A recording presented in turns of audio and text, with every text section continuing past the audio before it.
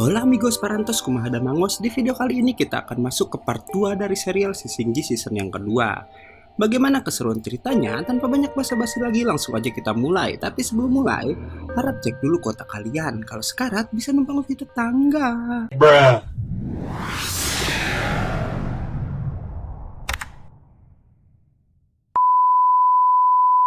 Tang Sanzang, Bailang, dan juga Aosu menunggu kedatangan Baji yang katanya mau ikut pergi ke surga barat. Setelah lama menunggu, akhirnya Baji datang dan perjalanan pun dilanjutkan.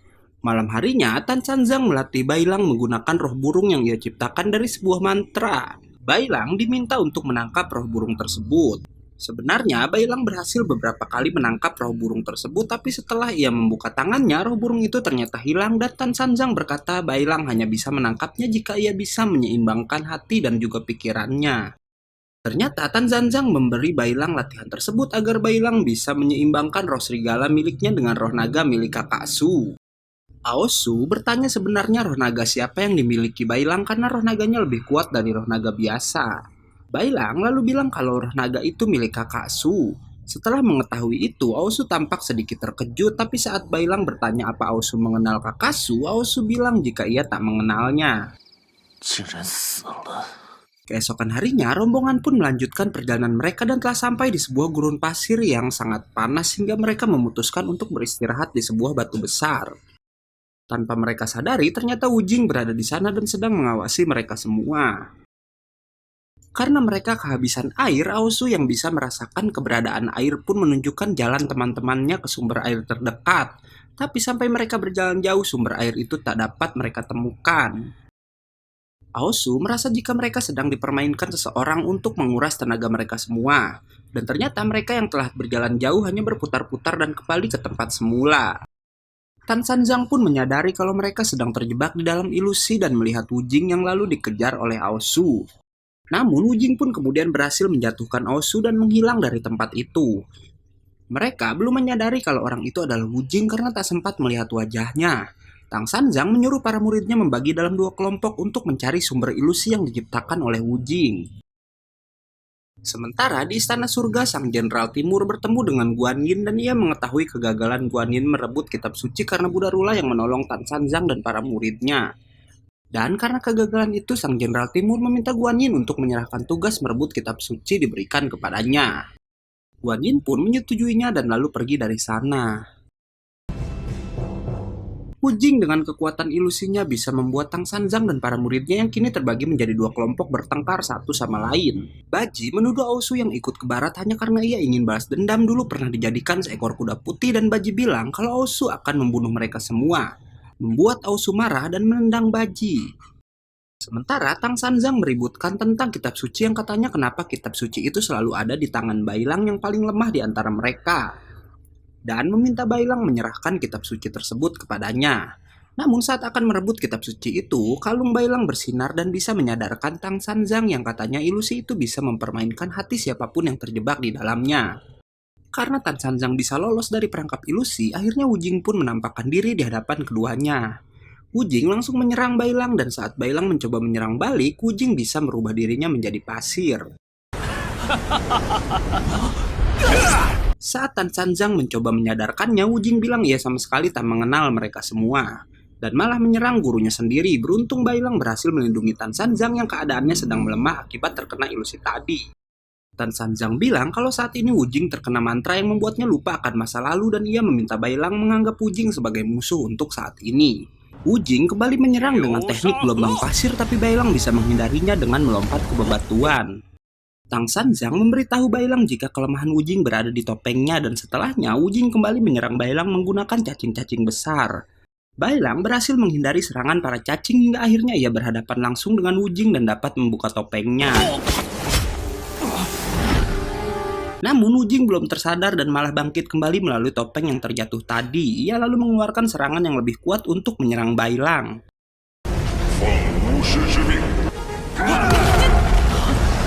Bailang bisa mengenai raksasa pasir yang dibuat Wujing, tapi kemudian dia pun terkena pukulan hingga terpental jauh.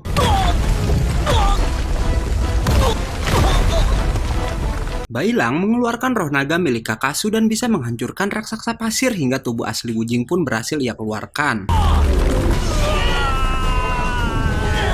Namun kedua kalinya Bailang bisa melepas topeng Wujing, tapi kali ini sebelum Wujing bisa memulihkan tubuhnya, Tan Sanjang berhasil memasukkan Wujing ke dalam sebuah kantong.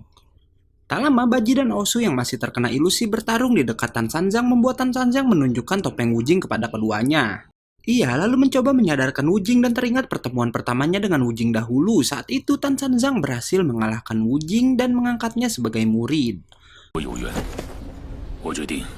Bahkan ia bilang jika Wujing adalah murid yang paling ia percayai. Namun saat mencoba menyadarkan Wujing menggunakan mantranya, tiba-tiba Sang Jenderal Timur muncul dan berkata jika saat ini Wujing sedang berada dalam pengaruh mantra. Dan Tan Sanjang tak bisa dengan mudah menghilangkan pengaruh mantra tersebut. Ternyata Sang Jenderal Timur bukanlah dewa biasa karena ia adalah salah satu dari 4 Raja Surga dan juga merupakan guru dari ke-8 Jinggang. Bahkan ia membawa 3 muridnya ke padang pasir itu untuk merebut kembali kitab suci. Ketiga Jinggang langsung menyerang dan dihadapi oleh Bailang, Aosu dan juga Baji. Aosu dengan sangat mudah bisa menjatuhkan salah satu Jinggang.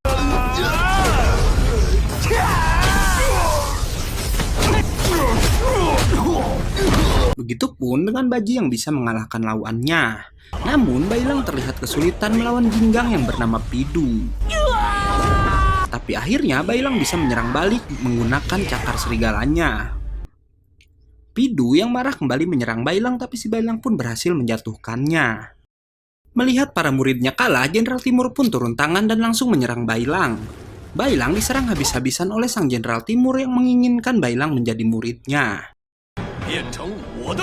Sementara Tan Sanjang yang terus mencoba menyadarkan Wujing sedikit kesulitan karena kesadaran Wujing sudah terlalu lama tertidur. Aosu mencoba membantu Bailang dengan menyerang Jenderal Timur tapi serangannya bisa ditahan dengan mudah. Baji mencoba menyerang dari arah belakang tapi ia pun bisa dijatuhkan dengan mudah oleh Sang Jenderal.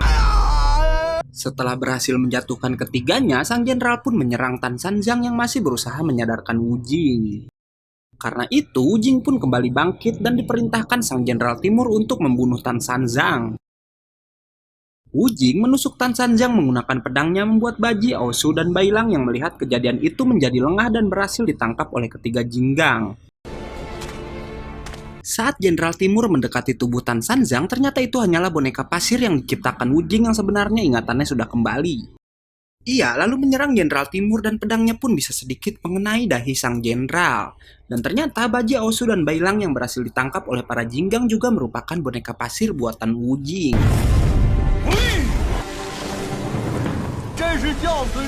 Sang Jenderal Timur lalu mengingat pada 16 tahun lalu, setelah Guan Yin memotong taring milik Baji, ternyata ia jugalah yang telah menghapus ingatan Wujing. Dan setelah itu, Sang Jenderal Timur yang mengangkatnya sebagai murid. Wujing menyerang Jenderal Timur dan ketiga Jinggang menggunakan gelombang pasir, namun Jenderal Timur tak terkena serangan Wujing dan berhadapan langsung dengannya.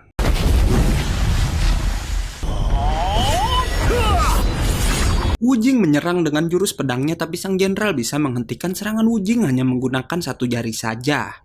Jenderal Timur menyerang Wujing bertubi-tubi tapi Wujing bisa merubah dirinya menjadi pasir.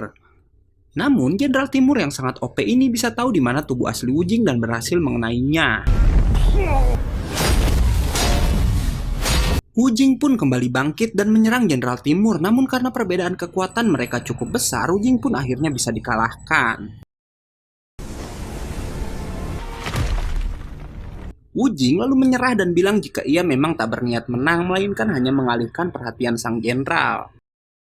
Sementara guru dan saudara-saudaranya berhasil menangkap ketiga Jinggang tanpa sepengetahuan Jenderal Timur. Tan Sanjang menggunakan ketiga Jinggang sebagai sandera agar Jenderal Timur mau menyerah. Sang Jenderal pun akhirnya meminta Tan Sanjang melepaskan ketiga muridnya dan ia bersedia membiarkan Tan Sanjang pergi. Setelah ketiga Jinggang dibebaskan, Jenderal Timur yang sudah menganggap Wujing sebagai muridnya pun mempersilahkan Wujing kembali ke sisi Tan Sanjang. Setelah pergi dari hadapan Jenderal Timur, Wujing memberitahu gurunya jika sebenarnya Wukong masih hidup. Walau tubuhnya sudah mati, tapi jiwanya belum dihancurkan dan dikurung di Laut Cina Selatan yang dijaga oleh Raja Naga. Dengan melepaskan segelnya, kata Wujing mereka bisa membuat Wukong terlahir kembali, namun terlebih dahulu mereka harus menghadapi Raja Naga Laut Selatan, lalu part 2 pun selesai. Oke, karena videonya udah habis, gue Ego undur diri dan gak yakin movie pamit.